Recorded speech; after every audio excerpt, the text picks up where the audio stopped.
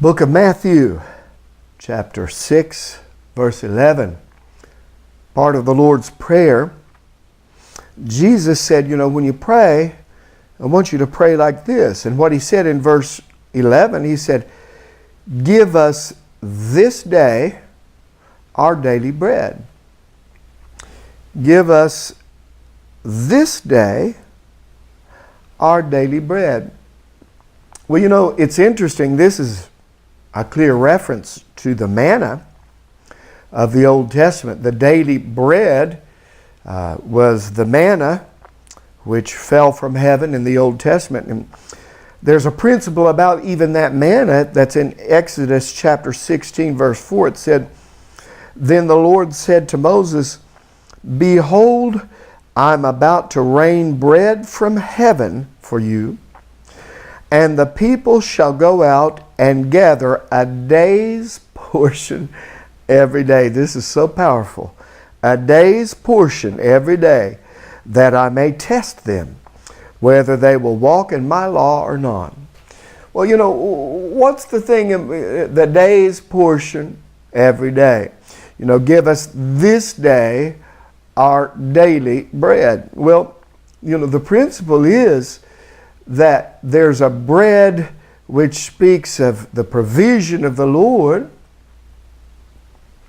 Bread can speak of a financial provision. And there's something that, why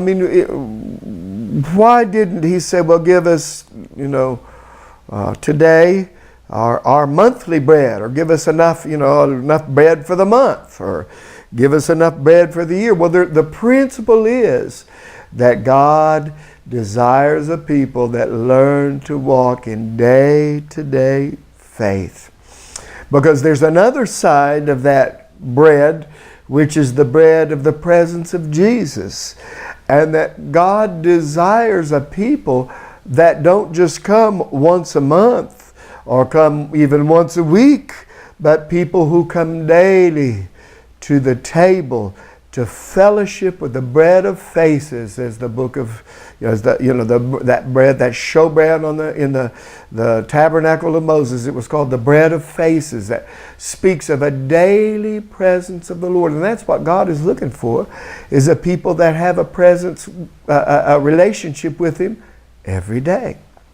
So, first of all, there's a principle of God's daily presence.